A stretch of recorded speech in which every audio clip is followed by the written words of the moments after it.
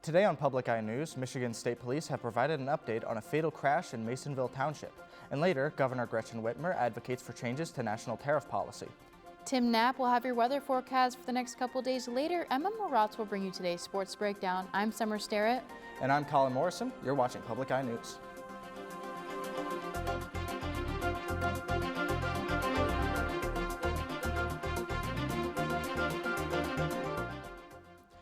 In Delta County, Michigan, a fatal car crash was responded to by the Michigan State Police. The accident occurred at around 3:55 p.m. November 17th in Masonville Township. The troopers' investigation concluded that a commercial delivery truck had stopped at the intersection of 24th Road and County Road 511 West 5 Road, and then proceeded through the intersection to continue eastbound. As the delivery truck entered the intersection, it collided with a pickup truck traveling southbound on County 511 West 5 Road. The driver of the southbound vehicle, a 51-year-old man from Munising, suffered fatal injuries from the crash. The driver of the delivery truck, a 29-year-old man from Saney, sustained minor injuries and was treated at OSF St. Francis Hospital. No passengers were in either vehicle, and the investigation of the accident is ongoing. 3 people, identified as Averill Dinteman, Daniel Nolan, and Dwayne Johnson, have pled guilty to an identity theft and unclaimed fraud scheme totaling over $500,000. In 2022, Dinteman, Nolan, and Johnson were accused of and pled guilty to conspiring to steal the identity of a victim and obtaining an unclaimed property check in the victim's name worth $571,000. Michigan Attorney General Dana Nessel praised the Department of Treasury and Michigan prosecutors for their work in the case, expressing gratitude that the victim was helped and the accused criminals will face justice. Each person involved in the case pleaded guilty to multiple felony charges, totaling 11 felony charges among the 3. The sentencing for the people involved will occur between December 2025 and January 2026 in the 56th Circuit Court in Eaton County. NMU, home of the Northern Shore Story Writing Project, is set to hold the affiliation of the Scholastic Art and Writing Awards for young artists and writers. The program will be awarding over $450,000 nationwide. Students 13 years of age and older are encouraged to submit their creative work in a number of categories like photography, animation, and journalism. There's an entry fee of $10 for individual entries or $30 for portfolios, but fee waivers can be granted through Blick Art Materials. Winners are decided by factors such as creativity and originality and can win prizes ranging from $500 to $12,500. The entry deadline is open through Wednesday, December 3rd at 11:59 p.m. And native Yooper and NMU alum Brian Harkness is being welcomed as Aspirus Iron River's new Chief Administrative Officer, CAO, or Director of Nursing, DON. Graduating from Northern with a bachelor's degree of science in nursing and a master's of business administration, Harkness has a long history of experience within healthcare that he brings to the table. Working with both parties as a registered nurse and other leadership roles within the medical field. Harkness previously served as Ottawam Regional Health Center in Ottawam, Iowa as their DON. From this, Harkness brings his experiences with rural healthcare and DON to Aspirus to lead them in a direction of growth. For more information about Aspirus Iron River Hospital and clinics, visit aspirus.org. And the NMU Wildcats earned their first win in the Superior Dome since homecoming 2022, a senior night win against Wayne State. Public Eye's News' Luke Niddle took a look into what a season like this meant for the program. If you've tuned into NMU football this year, you might have noticed something. Almost every game they played this year has resulted in the Wildcats leading or within a score for a significant portion of games. In fact, in 7 of 11 contests this year, Northern has held a lead, including a brief 14-7 advantage over the number 1 ranked defending national champions, the Ferris State Bulldogs. The Cats have found themselves within 1 score 9 different times this year, thanks in large part to a tremendous rushing attack. Leading the way, pounding the rock, is redshirt freshman Noah Dobert, who now stands alone as the program's single game and season rushing leader with 406 and 1,656 yards, respectively. The Wildcats showed significant improvement in 2025 as compared to the past 2 seasons, but how much?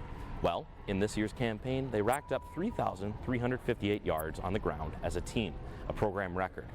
That is just 68 yards short of 2023 and 2024 combined. Clearing the way up front for Division II's third-ranked rusher and National Offensive Player of the Week Noah Dobert, and that lethal ground game is junior offensive line captain Daniel Babcock, who says a total effort and culture were instrumental in improving this year.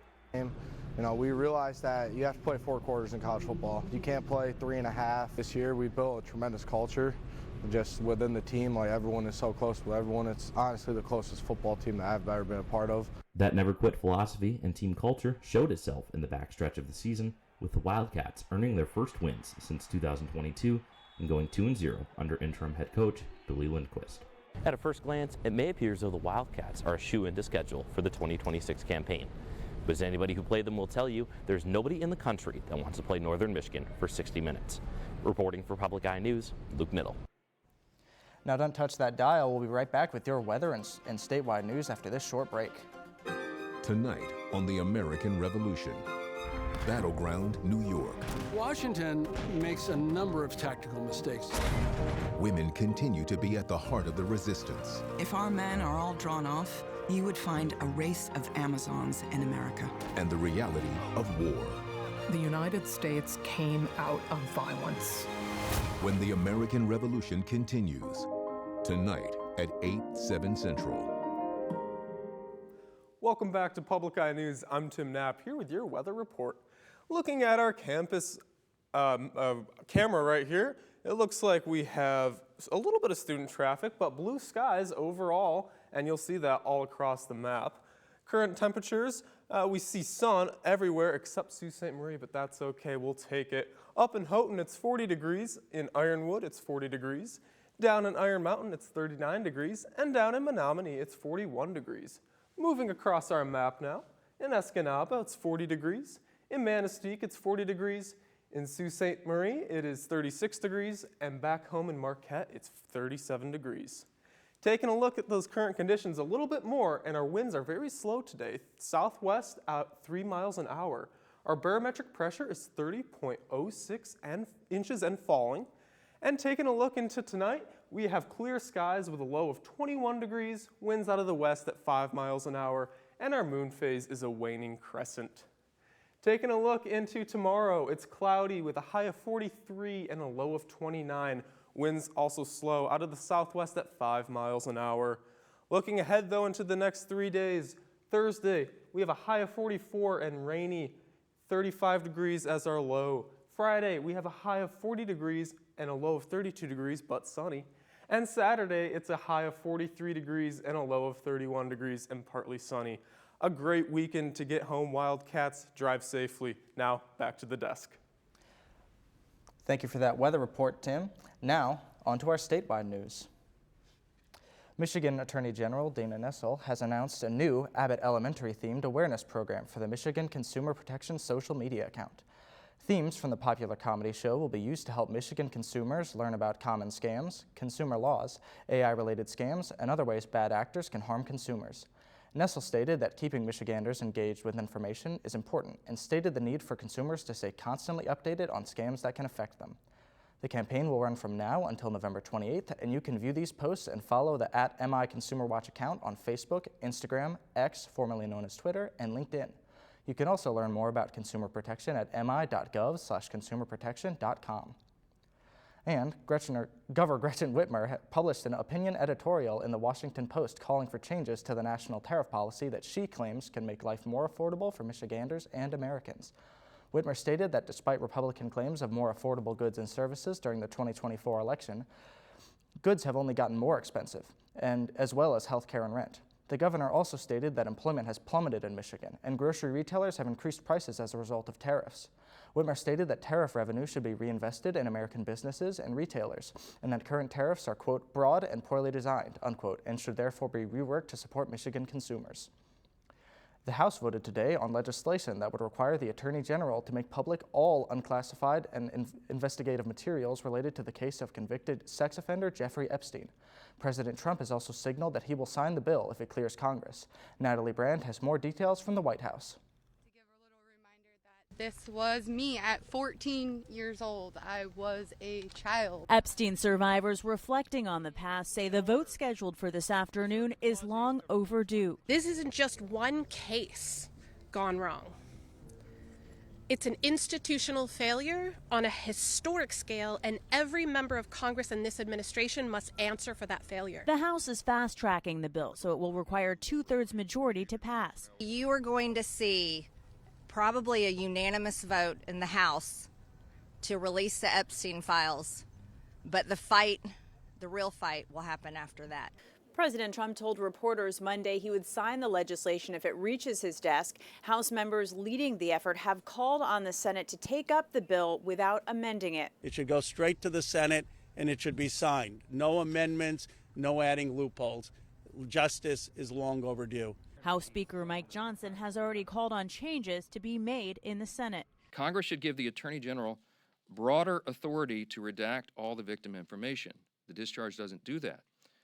This would prevent the release of information that could be used to unmask victims who have chosen to remain anonymous. Sponsors of the bill say the victims who were on the Hill this morning support it as is, but added that the president could take action on his own to release all remaining files. Natalie Brand, CBS News, the White House. Now don't go anywhere. Emma Morales will be right back with your sports breakdown. Tune in to the heartbeat of the Upper Peninsula. At Public Radio 90, we're more than just a frequency on your dial. We're your trusted home for national public radio. Let our diverse blend of music be the soundtrack to your day. Public Radio 90, where community comes alive. Tune in and let your imagination soar. Don't miss Weekday with Hans Ahlstrom, Monday through Friday from 3 to 4. You're listening to member-supported Public Radio 90, WNMU FM. Welcome back to Public Eye News. I'm Emma Moretz here with your Tuesday sports breakdown. Starting in the rink, the Seattle Kraken visit the Detroit Red Wings tonight at home in Little Caesars Arena. The Kraken are coming off a victory against the San Jose Sharks, where James Schwartz scored 2 goals. The Red Wings are coming off a big 2-1 dub as well, when they faced against the New York Rangers on Sunday and ended the night with a bench-clearing brawl between the two teams. Be on the lookout for Dylan Larkin, who has been consistent all season with 11 goals and 12 assists. Alex DeBrincat also is a dominant man on the ice, with 8 goals and 5 assists over the past 10 games. Puck drop is set for 7 p.m. Sending things over to the gridiron, the Detroit Lions fell in a tight one with the Philadelphia Eagles on Sunday night. Jared Goff channeled his inner DeMarcus Russell, posting his worst completion percentage of the season. Both defenses were the stars of the show, with the Eagles' defense holding the Lions to a meager 9 points. The Lions' defense wasn't too shabby either, only allowing 16 points themselves. The Lions did have one bright spot on offense, though, as Jahmyr Gibbs secured his first 100-yard receiving game on only 5 catches. Maybe give him the ball more? As of now, the Lions are in 3rd place in the NFC North, trailing behind the 2nd-place Green Bay Packers and 1st-place Chicago Bears. Everyone saw that coming, right? As of now, the Lions are on the bubble and out of the playoffs, but there's still a lot of football left. Rounding things out in the Superior Dome, 3 NMU football players took home GLIAC Player of the Week honors. No surprise here, Noah Dobert took home Offensive Player of the Week, along with being D2Football.com's POTW. This week marks Dobert's 3rd time this season getting the honor, after he rushed for 406 yards and added 4 touchdowns to the 45-11 victory over Wayne State. Forget Player of the Year, those are Heisman numbers.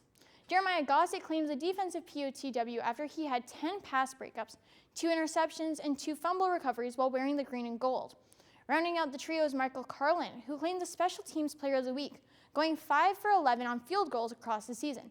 What an impressive way to end the season for these 3. That's all I have for sports. Let's send it back to the desk. Wow, Noah Dobert, 406 yards in one game. Reminds me of Barry Sanders, but I understand that you have one more story for us tonight. I sure do. For those out there who have a soft spot for geology, Peter White Public Library will host science writer and YouTuber Alexis Dahl, taking listeners through a story of Michigan's long geological history. There are no entry fees, but donations are encouraged and appreciated. The event will be held Thursday, November 20th, starting at 7 p.m. That's all the time we have for tonight. I'm Summer Starrett. And I'm Colin Morrison. This is Public Eye News.